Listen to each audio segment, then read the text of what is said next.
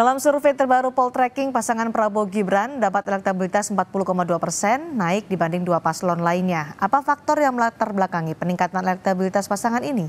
Kita bahas bersama Hanta Yuda, Direktur Eksekutif Poltreking Indonesia, dan pengamat politik Gun-Gun Herianto. Selamat malam, Mas Hanta, Mas Gun-Gun. Selamat malam, Cindy, Mas Gun-Gun.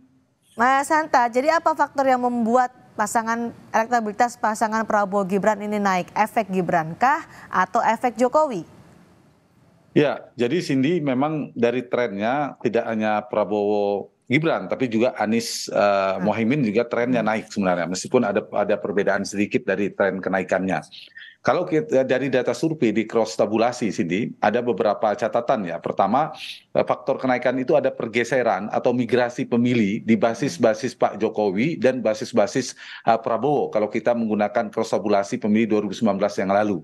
Nah, di basis-basis Pak Jokowi yang menang cukup tebal di Jawa Tengah dan di Jawa Timur itu ada pergeseran ke Prabowo Gibran cukup tinggi. Misalnya di Jawa Tengah, di situ ada kenaikan sampai 11%. Kalau kita lihat data tadi 11% untuk pasangan Prabowo Gibran. Dan Anies naik tidak signifikan. Di saat yang sama ada penurunan, meskipun tidak tidak sampai 2 digit pasangan Ganjar. Begitu juga di Jawa Tengah, di Jawa Timur. Jawa Timur juga mengalami kenaikan pasangan Prabowo Gibran. Kenaikannya meskipun tidak setebal di Jawa Tengah, tapi lebih dari 55%. Nah, dua provinsi besar ini adalah provinsi yang dimenangkan oleh Jokowi. Artinya kalau saya ditanya oleh Cindy lebih faktor mana, sebenarnya faktor Jokowi. Tapi kan tidak bisa dipisahkan karena Gibran memiliki efek elektoral terasosiasi kuat ke Jokowi, istilahnya Jokowi Junior lah, putranya Pak Jokowi.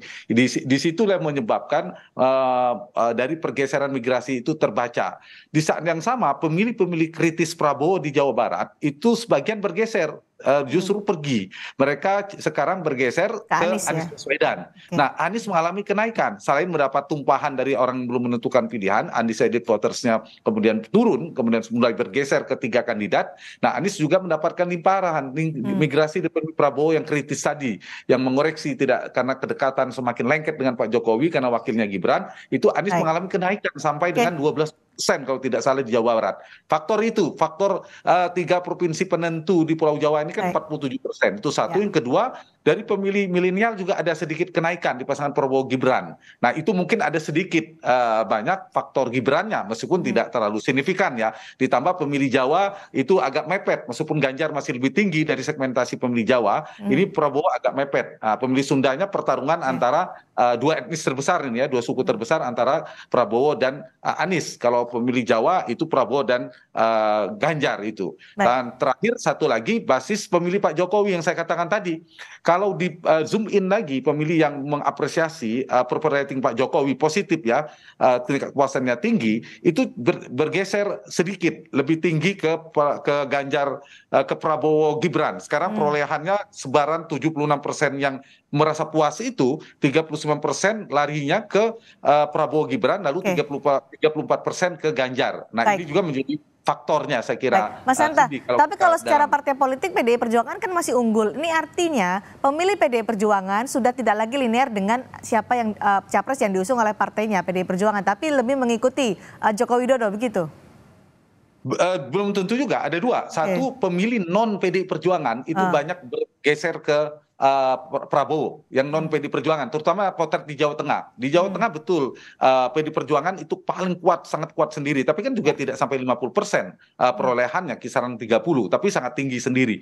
Nah, disitulah faktor non PDI Perjuangan sudah banyak yang bergeser ke sana. Yang kedua, faktor PDIP, saya setuju di PDI Perjuangan ini kan ada dua, istilah saya duet maut, dua kekuatan besar yang dulu itu menyebabkan menang tebal di Jawa Tengah karena kekuatan figur Pak Jokowi dan kekuatan mesin PDI Perjuangan yang mengakar. Contohnya Jawa Tengah lah lebih kurang. Nah, itulah yang menyebabkan Pak Jokowi mendapatkan perolehan suara yang sangat tebal, 77,2%. Nah, hari ini duet maut itu menjadi duel maut. Mereka berhadapan, wajar kalau kemudian tergantung ini istilah pengikutnya itu ada yang mengikut ke Pak Jokowi, tapi juga ada yang tetap setia di PDI Perjuangan. Jadi ada penurunan. Jadi poinnya ada kenaikan di Prabowo Gibran, ada sedikit potensi penurunan di Ganjar, dan ada kenaikan yang lumayan signifikan di Anies Mohaimin. Baik. Tapi ini data seperti saya katakan dirilis, ini data per awal November. Dinamika politik masih mungkin berubah, karena yang mungkin berubah itu masih 37,6% dari data survei kami mengatakan masih mungkin merubah pilihan. Dan itu Masih harus ada hati-hati. 37% ya. Luar biasa nih, angkanya juga lumayan 37% yang belum menentukan Yes, pilihan. ya betul, Baik. bisa berubah. Baik, Mas Gun-Gun, analisa Anda tadi disebutkan ada efek Jokowi yang membuat Prabowo Gibran akhirnya elektabilitasnya lumayan lah signifikan. Selain efek Jokowi, apa yang bisa mengimbangi efek Jokowi yang mungkin bisa diperhatikan oleh dua pasangan calon lainnya? Iya, tadi Mas Hanta udah sebut bahwa Pak Jokowi itu kan menjadi reference power ya. Ya. Jadi kekuatan rujukan yang memberi insentif elektoral signifikan pada pasangan Prabowo dan Gibran. Tadi sudah disebut ada shifting ya di beberapa wilayah utama pertempuran atau battleground. Ya. Dan ini tentu juga masih menurut saya tadi ada disclaimer menarik tuh ya di awal berita dan talk show kita malam ini bahwa ini waktu masih panjang dan dinamika masih sangat mungkin terjadi. Jadi disclaimer akademik itu menjadi penting. Kenapa? Karena menjadi mitigasi bahwa masih ada momentum, masih ada isu, ya, masih ada komunikasi jejaring di bawah yang bisa mengubah banyak hal. Apalagi tadi yang belum menentukan pilihan masih juga cukup signifikan. Artinya secara metodologis apa yang disampaikan Mas Hanta ini bisa dikategorikan sebagai stage of brainstorming ya. Karena apa? Opini publik itu selalu berjalan 3 tahap kan. Ini yang disebut dengan tahap perbincangan.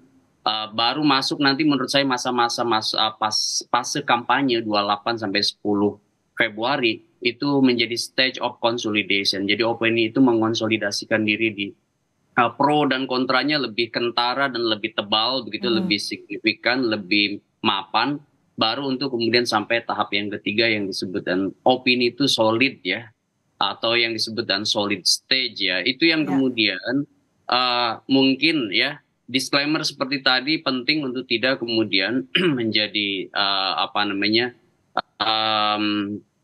misleading dalam konteks bacaan ilmiah dari data hasil survei.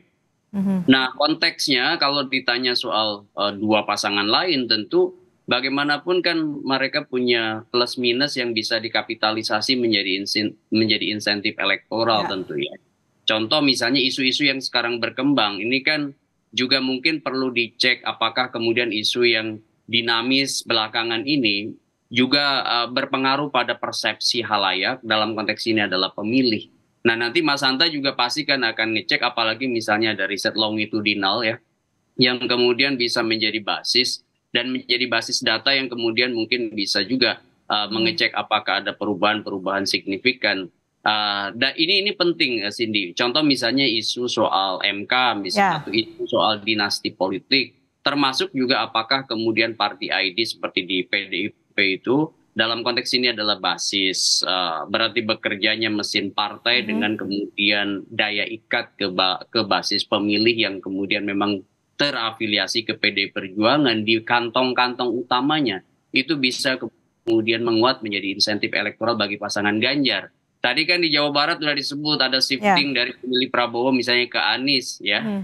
Dan ini hal-hal seperti ini apakah kemudian juga terjadi di daerah-daerah besar lain dengan jumlah pemilih yang lumayan begitu. Oke, baik. Mas Gun-Gun, karena ini kan survei sampai 2 November masih juga belum ada soal keputusan Majelis Kehormatan Mahkamah Konstitusi, yang isu dinasti politik yang terus bertahan masih diperbincangkan soal ini. Menurut Anda angka ini masih bisa bertahan sampai Februari nanti atau mengingat masih ada 37% orang yang menyatakan masih bisa berubah pilihannya, angka-angka ini bisa sangat dinamis dan mungkin akan berubah? Ya kalau mungkin berubah ya sangat mungkin ya dengan 2 catatan. Catatan pertama bagaimana misalnya proses isu itu kemudian diterima dan diamplifikasi. Diamplifikasi oleh kandidat yang kemudian menjadi kompetitor dari Pak Prabowo dan Gibran. Karena isu MK ini kan negatif ya dari sisi tone ya pemberitaan bagi pasangan Prabowo Gibran. Nah itu kan tentu pada saat di satu sisi menjadi negatif ya pemberitaannya bagi Prabowo Gibran, harusnya kan kemudian bisa menjadi sesuatu yang bisa menjadi daya ungkit gitu ya bagi pasangan yang kemudian melakukan attacking campaign atau attacking publicity gitu ya. Nah, contoh misalnya yang banyak melakukan itu kan Pak Ganjar gitu ya dan Pak Mahfud, maksud saya timnya ya. Dan kalau saya perhatikan ini juga kan sebenarnya kasus isu dinasti politik serta isu Mahkamah Konstitusi ini juga secara langsung atau tidak langsung itu menjadi senjata juga bagi pasangan koalisi perubahan gitu, karena dinamika isunya kan juga kemudian muncul menguat. Itu yang pertama, bagaimana mengamplifikasi isu ini. Yang kedua itu bicara soal apakah kubu misalnya Prabowo Gibran punya yang disebut dan damage control atas pengelolaan isu ya ini. Ini tentu akan menjadi punya stimulus respon dengan persepsi yang kemudian berkembang di masyarakat. Apakah kemudian nanti betul merontokkan misalnya sebagian persepsi positif di kalangan para pemilih terkait dengan Gibran terutama ya, atau sebenarnya tidak berpengaruh banyak. Nah, ini yang kemudian saya membaca bahwa potensi-potensi untuk berubah komposisi prosentase ini masih sangat mungkin terjadi. Visi misi ada pengaruhnya, Mas Gun-Gun? Kalau visi misi dalam konteks rational voters itu menurut saya tidak terlalu berpengaruh signifikan ya, karena apa? Ini kan kalau kita lihat prosentase rational voter terutama yang egosentris, yang retrospektif maupun yang prospektif itu prosentasenya kecil. Nah, yang mungkin Mas Hanta perlu cek juga setelah isu ini berkembang, kemudian sangat dinamis dan resistensi, terutama misalnya masyarakat urban terdidik yang kemudian banyak yang balik badan begitu atau balik arah dari Pak Jokowi, itu bagaimana kemudian sumbangsihnya pada misalnya penurunan suara Prabowo Gibran. Baik, baik. Mas Hanta, yang menarik juga adalah ketika dari hasil survei Poltreking terbaru, Ganjar Mahfud MD 30,1% elektabilitasnya, Anies Mohaimin 24,4%. Kan ini jaraknya makin tipis nih, nggak sampai 6%. Nah, mungkinkah akan semakin merapat lagi menjelang Pilpres nanti? Ya, kalau kita membaca ya, menganalisis tren ya, trennya kalau misalnya ada dua kemungkinan, kalau trennya ini berlanjut atau jangka panjang, artinya sampai dengan Februari trennya konsisten, atau tren ini akan patah dalam arti sesaat saja karena momentum pendaftaran, karena ada kejutan para wakil dan seterusnya. Nah, kalau dia berlanjut ada potensi cross karena semakin dekat kan tren kan, kalau begitu Prabowo makin naik, kemudian Ganjar turun, Anies naik. Nah, sangat mungkin waktu yang sangat memungkinkan dengan waktu 3 bulan itu terjadi. Jadi Pilpres putaran kedua akan diikuti oleh Prabowo dan Anies kalau itu yang terjadi. Tapi bisa skenario kedua, potensi yang kedua juga besar. Kalau ternyata kita kan ingat, Mas Ganjar pernah turun juga kasus tuan rumah sepak bola. U20 ya, Piala Dunia U20. Lalu beliau reborn, bisa naik lagi itu seperti kurva terbalik. Nah, kalau itu yang terjadi, Anies akan misalnya tetap naik, Ganjar juga naik, kan tidak terkejar juga. Sehingga di putaran kedua yang berpotensi tetap Ganjar dan Prabowo. Jadi tergantung, ini akan lebih panjang pergeserannya, pergerakan tren ini berlanjut atau hanya sesaat seperti saya istilahkan tadi. Itu satu. Yang kedua, dinamikanya juga tadi ya saya melanjutkan disampaikan oleh Mas Gun-Gun, saya kira saya setuju, ada beberapa faktor yang akan naik turun juga fluktuasi dari elektabilitas. Satu, faktor performa elektoral si kandidat. Kan ada debat nanti, faktor-faktor debat nanti penampilan mereka, ada pemilih rasional, pemilih sosiologis, pemilih psikologis, tapi pemilih rasional direkam survei kami ini cukup tinggi. Nah, karena itu debat menjadi penting, nanti akan menjadi faktor naik turun juga. Yang kedua, faktor isu seperti Cindy katakan. Isu ini juga akan bergulir terus. Nah, ini kan yang MK terakhir, MK belum diukur karena ini mengambil data terakhir tanggal 3. Nah, kalau dari data dinamika politik, isu-isu yang bergulir kan banyak isu penting, tapi sangat mungkin disayangkan ternyata tidak memiliki dampak yang terlalu kuat ya ke masyarakat secara umum. Persepsi kalau dilihat dari elektabilitas ini, Cindy, kalau kita perhatikan ternyata justru ada potensi kenaikan di Prabowo Gibran. Itu catatannya. Tapi saya juga tadi Mas Gun-Gun katakan, ini dalam jangka panjang akan menjadi amunisi yang potensial bagi lawan-lawan politik untuk mendegradasi. Ditambah faktor ketiga, efektivitas bekerja politik. Itu juga penting seperti apa. Dan terakhir, perpolitik Pak Jokowi, naik turunnya juga akan berpengaruh nanti. Baik, Begitu. dinamikanya banyak ya faktor penentunya nanti bagaimana mesin politik bekerja, bagaimana masing-masing tim pemenangan dan juga masing-masing pasangan calon mengelola isu, serta bagaimana mengelola visi misi dalam debat juga mungkin akan bisa mempengaruhi mereka yang belum menentukan pilihan atau bisa berpindah pilihan. Terima kasih Mas Hanta Yuda, terima kasih juga Terima Mas kasih, Gun Gun Cindy. sudah berbagi analisa dan Terima kasih Mas Hanta. pendapat di Sapa Indonesia malam hari ini.